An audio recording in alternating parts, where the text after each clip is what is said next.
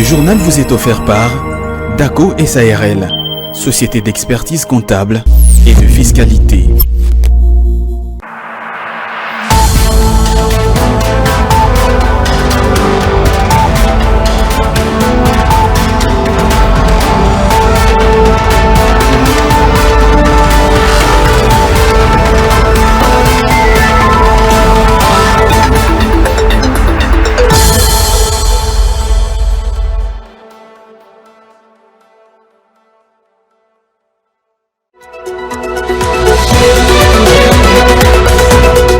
Des matériels informatiques pour la numérisation des notes de perception de la régie financière urbaine de GRK a été remis au ministre provincial des Finances par le responsable d'une entreprise de la place au cours d'une cérémonie organisée le 4 mars à Gombe, à Kinshasa, en présence du directeur général de la DGRK, Miché Moussaka Mayolinkai.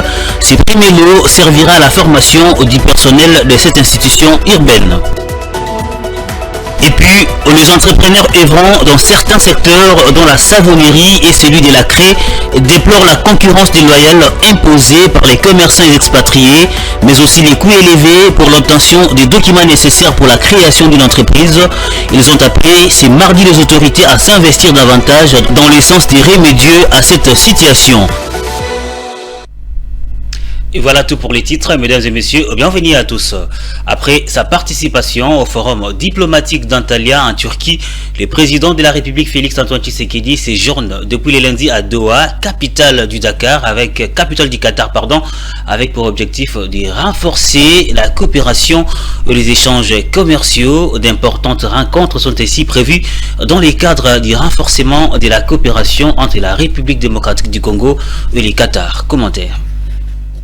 Lors de cette première journée de sa mission, le chef de l'État a visité l'ambassade de la République démocratique du Congo au Qatar, dirigée par Madame Valérie Lusamba Kabeya, ambassadeur extraordinaire et plénipotentiaire de la RDC au Qatar. Sur place, le président Tshisekedi a reçu le civilité du personnel de la dite représentation diplomatique avant de rencontrer des représentants de la communauté congolaise basée au Qatar. Ensuite, le président Félix Tshisekedi s'est entretenu avec une délégation d'ambassadeurs de pays de la communauté de développement de l'Afrique australe, SADC, venus lui témoigner de leur soutien pour la défense de la souveraineté de la RDC. Le chef de l'État a accordé d'autres audiences le mardi avec des rencontres de haut niveau et quelques séances de travail dans le cadre de la coopération économique. Dans le but de contribuer au développement de la RDC, le Qatar s'est positionné comme un potentiel investisseur dans différents secteurs tels que les transports, les infrastructures, les mines, l'énergie et l'agriculture. Les récoltes agraires de cette année et la desserte en électricité au Sud Kivu risquent de subir un sérieux problème. La ministre de l'Environnement a alerté les gouvernements de la situation à travers sa note d'information. Un danger qui résulte du glissement des terrains à Ruzizi, bloquant au passage les cours d'eau dans cette partie du pays. Eve Bazaïba a ainsi préconisé la mise en place d'une commission interministérielle dont la mission est de mobiliser les fonds pour répondre à cette crise. Patrick Muyaya, ministre de la Communication et Médias, en fait ici les points dans cet extrait du compte rendu de la 127e réunion du Conseil des ministres choisi par Igor Biwaka. La ministre d'État, ministre de l'Environnement et Développement durable, a présenté au Conseil deux notes d'information.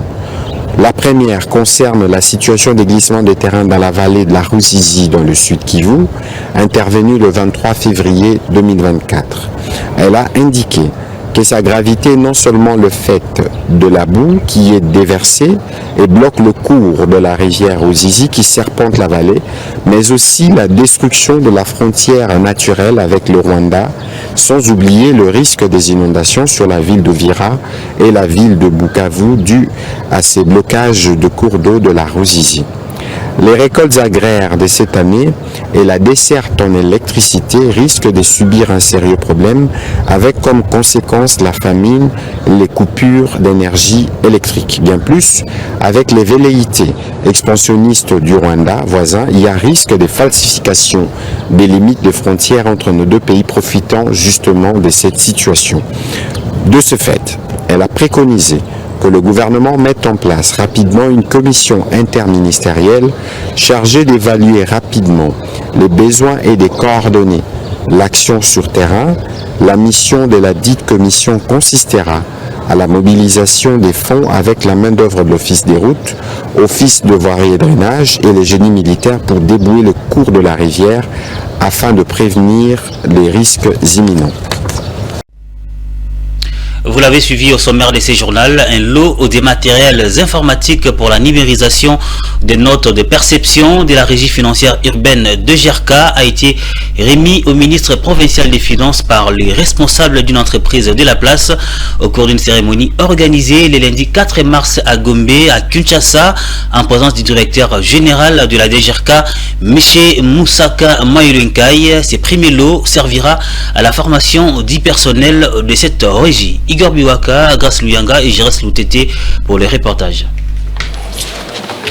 Tous les efforts sont mis en œuvre pour optimiser la qualité du travail au sein de cette régie financière urbaine de Kinshasa. C'est dans ces cadres qu'un important lot de matériel informatique, comprenant essentiellement des ordinateurs portables, des imprimantes, ont été remis au ministre provincial de Kinshasa, Félicien Koulouta, en présence du DG de la DGRK, Michel Moussaka Mayulenkai. C'est avant sa réception par le comptable de la régie financière, Célestin Moutima. Le donateur de cette œuvre, une société de la place dénommée Africa Union Développement, Ouaye Chamala, directeur général adjoint de la dite entreprise, revient ici sur le véritable motivation. Le partenariat que nous avons avec la ville de Kinshasa au travers du ministère provincial des Finances et Économie nous a imposé un moratoire du 31 mars.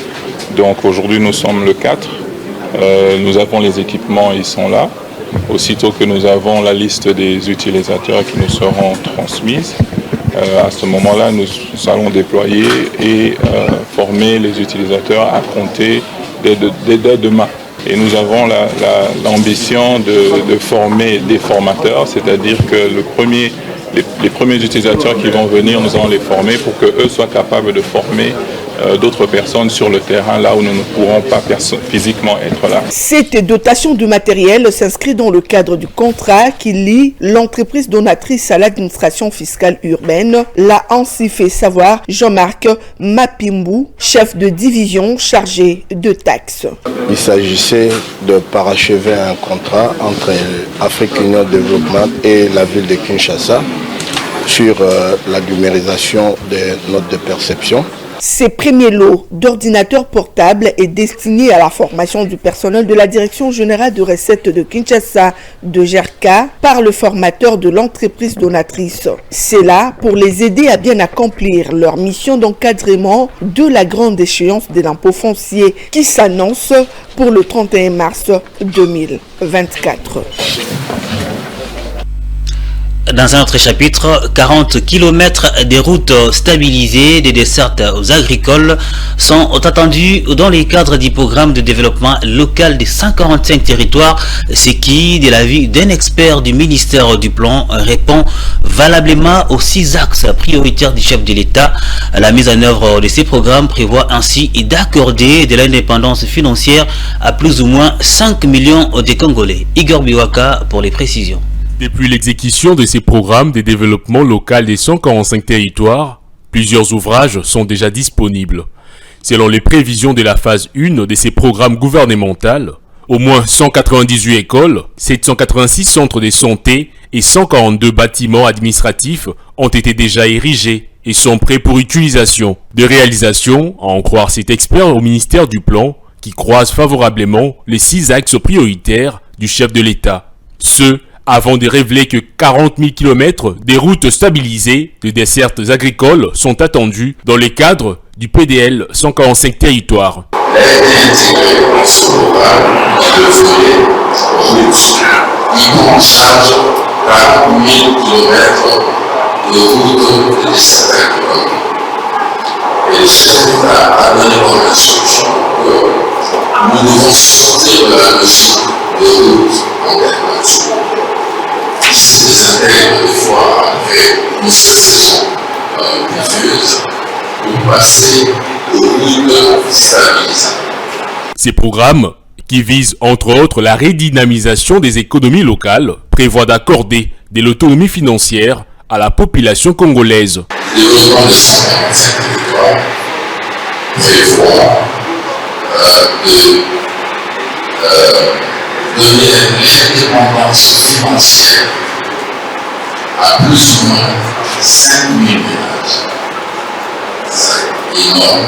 Le programme de développement local dédié aux 145 territoires a été initié par le président Félix Tshisekedi dans le but de combattre la pauvreté et les inégalités sociales pour un coût global d'1 660 101 312 $ américains. Les préoccupations congolaises sont légitimes car la République démocratique du Congo est agressée et plusieurs rapports attestent que les minerais congolais sont exportés au Rwanda. C'est ce qu'affirme Emmanuel Umpula, directeur exécutif de l'Observatoire africain des ressources naturelles AfriWatch, une organisation de la société civile environnementale. Il fustige par ailleurs le fait que la signature d'un protocole d'accord sur les chaînes des valeurs durables pour les minerais critiques entre l'Union européenne et le Rwanda intervient dans un contexte de crise entre Kinshasa et Kigali. Suivez. La signature de ces mémorandums d'entente entre l'Union européenne et le Rwanda rentre dans la politique globale de l'Union européenne d'avoir accès aux minerais critiques, comme ils les appellent, et dans le cas des Global Gateway. Cependant, il y a des préoccupations qui sont légitimes du côté congolais. Au jour d'aujourd'hui, le Rwanda n'est pas en tant que tel reconnu comme un pays minier. Je ne suis pas en train de dire que le Rwanda n'a pas de minerais, mais je dis par rapport aux informations disponibles, le Rwanda n'est pas reconnu comme un pays minier. Le deuxième élément, c'est le timing. Vous savez qu'il est tout à fait clair aujourd'hui que la RDC a agressé et que pendant ce temps que l'Union européenne procède à la signature d'un tel mémorandum. Il y a plusieurs rapports des Nations Unies qui ont été publiés qui montrent à la fois le fait que les minerais congolais vont au Rwanda. Troisièmement, le fait que à chaque fois quand vous lisez toutes les publications de l'Union européenne concernant les conflits à l'Est, d'abord, ils n'ont jamais condamné ouvertement le Rwanda. Ils n'ont jamais pris des sanctions contre le Rwanda comme ils le font ailleurs. Quatrièmement, le dernier point, c'est l'asymétrie dans la considération même de la valeur humaine. Lorsqu'on regarde, on a eu le dossier Soko où l'entreprise voulait exploiter les hydrocarbures dans le parc. On a vu comment l'Union européenne s'est mobilisée et je ne dirais pas que c'était mauvais. Nous sommes arrivés à bloquer les projets. Pourquoi? Parce qu'on veut protéger les animaux, on veut protéger les gorilles de montagne, n'est-ce pas? Mais pourquoi quand il y a des millions de morts du côté congolais, ça ne semble pas préoccuper l'Union européenne? Je l'ai également évoqué à la vitrine de ces journaux, les entrepreneurs œuvrant dans certains secteurs dont la savonnerie et celui de la craie déplorent la concurrence déloyale imposée par les commerçants expatriés, mais aussi les coûts élevés pour l'obtention de différents documents nécessaires pour la création d'une entreprise. Ils ont appelé ce mardi les autorités à s'investir davantage dans le sens de remédier à cette situation. Claude Kungu et Joe Manana. Nous sommes convaincus de la vision du chef de l'État, celle de créer plus de millionnaires, a dit Toli Kalombo, jeune entrepreneur congolais qui fabrique le savon et les craies. Il veut ainsi demander aux autorités d'être regardants quant à la concurrence déloyale imposée par les commerçants expatriés qui en outre détiennent la majorité de marché. D'un côté, nous avons l'État qui nous presse. De l'autre côté, nous avons un marché qui varie. On n'a pas la garantie face à des grosses entreprises de notre pays qui sont essentiellement dans le main des expatriés et qui nous mettent des difficultés au cours de notre évolution parce que lorsqu'on évolue, c'est une jeunesse locale qui employera de jeunes localement. On a des difficultés parce qu'on aime nous bloquer pour permettre aux expatriés d'avancer. On croit que demain, le gouvernement va pencher sur notre. La réduction du coût pour l'obtention des documents nécessaires pour créer une entreprise est aussi souhaitée. Certes, il y a des opportunités très faciles à avoir, mais nous avons un terrain qui est difficile à entreprendre. Par rapport aux taxes qui sont énormes, des complications, parce qu'au Congo, le plus grand problème qu'on aura même à demander aux autorités, c'est d'arriver à alléger le jeune entrepreneur. Mais il y en a plusieurs entreprises aujourd'hui qui ont même du mal à avoir tous les documents. Parce qu'aujourd'hui, le problème aussi, c'est d'avoir, c'est régulariser avec l'État. C'est aussi un problème dans notre pays. Mais nous espérons que demain, nous aurons des lumières. Soulignons que, depuis l'arrivée de Miguel Kateb Kachal à la tête de la RESPE, plusieurs entrepreneurs congolais ont un sourire aux lèvres car cette dernière s'est bat pour obtenir des marchés en faveur des entrepreneurs congolais et par ricochet atténuer la concurrence déloyale tant décriée. Le général-major Alengbia Nzambe Die Gentil vient d'être nommé commandant de la 34e région militaire des forces armées de la République démocratique du Congo par le président de la République. Le général-major Alengbia a pris officiellement ses fonctions le lundi 4 mars à Goma en remplacement du général-major Shora Mabondani. Commentaire. Après cette cérémonie, le nouveau commandant de la Task Force au Nord Kivu a réuni les responsables des grandes unités des forces armées de la RDC pour de nouvelles directives, conformément à la mission lui confiée par les chefs de l'État Félix-Antoine Tshisekedi Tshilombo. Se confiant à la presse, le général-major Alengbia a lancé un appel à la population du Nord Kivu pour un soutien afin de faire face au mouvement terroriste du M23 soutenu par les Rwandais. Je profite d'abord de l'occasion pour remercier le commandant suprême, chef de l'État, son Excellence Félix-Antoine Tshisekedi Tshilombo, notre président de la République, pour la confiance qu'il a placée en ma modeste personne en ces moments vraiment très particuliers qui traversent notre pays, particulièrement dans la province du Nord Kivu où nous sommes actuellement. En son nom, je tiens à dire à la population, je demande à la population civile qui place aussi son espoir sur nous et surtout nous accompagner dans cette lourde mission qui est la nôtre. Parce que sans la population, sans le soutien de la population, nous ne pouvons absolument rien. Lorsque je regarde comment se battent nos jeunes de VDP, je me dis c'est l'engagement qui devrait animer tout citoyen congolais en ce moment très particulier de notre pays. À titre de rappel, le général Alengbia revient de la province du Congo central où il occupait la même fonction à la 12e région militaire.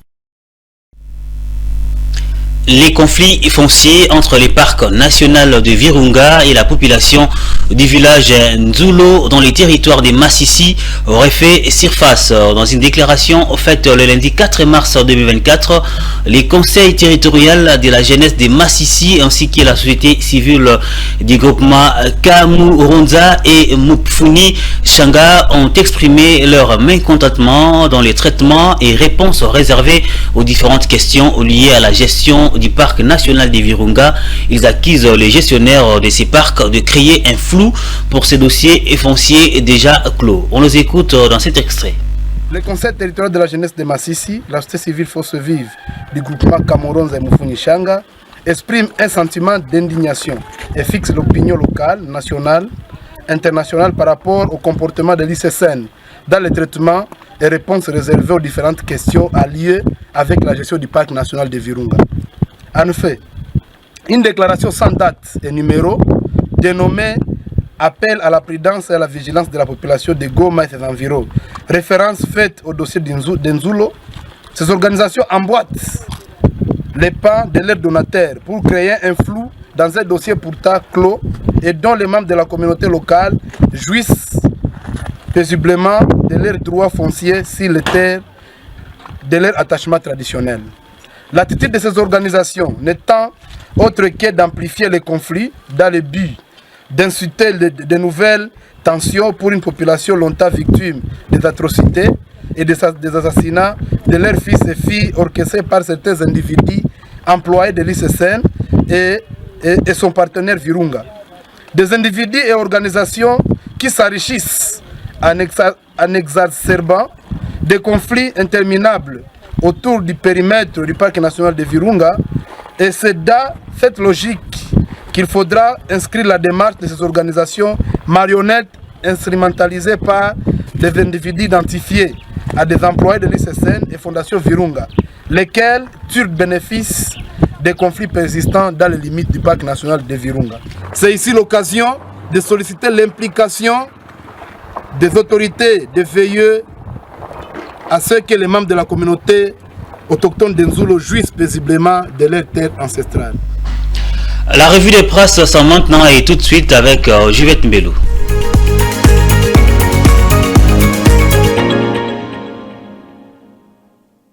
Mesdames et messieurs, bienvenue à tous dans cette revue de presse. Débutons cette revue avec Forum des As qui titre à la une « L'UE exhorte Kinshasa et Kigali à privilégier le dialogue ». Le journal renseigne que l'Union européenne s'est dit extrêmement préoccupée par l'escalade de la violence dans l'est de la République démocratique du Congo et par l'aggravation de la situation humanitaire exposant des millions de personnes à des violences des droits de l'homme, notamment des déplacements, des privations et des violences basées autour de Saké et des Goma. L'Europe des 27 exhorte Kinshasa et Kigali à privilégier le dialogue. À en croire le journal, voulu conciliant ces messages émanant de la toute récente déclaration du haut représentant de l'UE vise des primes abord à tirer une sonnette d'alarme et par la suite à estomper l'escalade des hostilités dans l'est de la RDC. Dès lors, l'Europe des 27 exhorte tous les acteurs politiques et la société civile à contribuer à un dialogue axé sur la paix et à s'abstenir de toute escalade. Elle convie à cet effort toutes les parties à s'abstenir de toute rhétorique conflictuelle et incendiaire, y compris les menaces d'escalade militaire. Aussi, l'Union européenne tient-elle à réitérer sans équivoque sa condamnation des discours de haine et de xénophobie ainsi que des politiques fondées sur l'ethnicité. À noter également que l'Union européenne réaffirme aussi son soutien indéfectible au processus de Luanda et de Nairobi, convaincu qu'il n'y a pas de solution militaire à cette crise, seulement une solution politique, renchérit le confrère. Cette solution politique doit, selon l'UE, passer par un dialogue inclusif entre la RDC et le Rwanda pour s'attaquer aux causes profondes du conflit. Cette approche vise à mettre en œuvre les décisions prises dans le cadre des initiatives de paix régionales et à assurer le respect de la souveraineté, de l'unité et de l'intégrité territoriale de tous les pays de la région.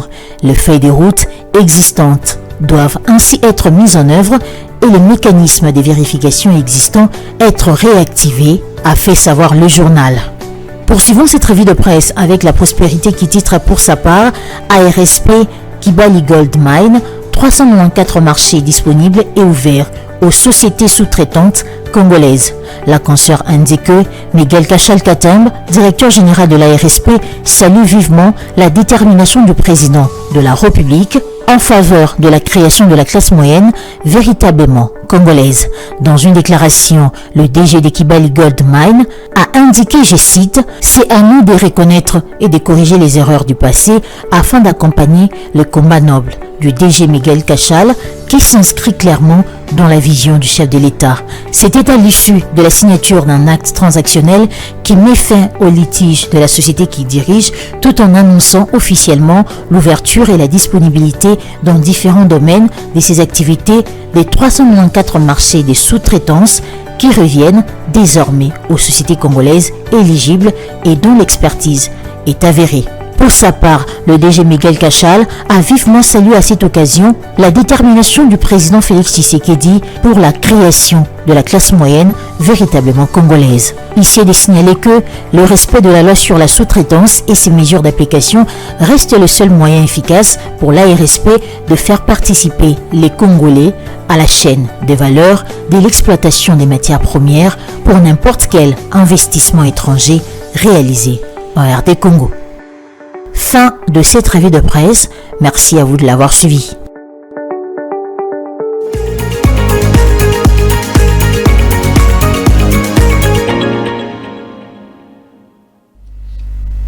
Si vous nous avez pris en cours de diffusion, voici tout de suite les rappels du titre. Vous avez suivi tout au long de ces journaux un lot de matériels informatiques pour la numérisation des notes de perception de la régie financière urbaine de GRK a été remis au ministre provincial des Finances par les responsables d'une entreprise de la place au cours d'une cérémonie organisée le lundi 4 mars à Gombe à Kinshasa en présence du directeur général de la DGRK, Miché Moussaka Mayolinkai. Ce premier lot servira à la formation du personnel de la DGRK. Vous avez également suivi les entrepreneurs œuvrant dans certains secteurs dans la savonnerie et celui de la craie déplorent la concurrence déloyale imposée par les commerçants expatriés, mais aussi les coûts élevés pour l'obtention de certains documents nécessaires pour la création d'une entreprise. Ils ont appelé ce mardi les autorités à s'investir davantage dans le sens de remédier à cette situation. Fin complète de ces journaux, merci de votre fidélité.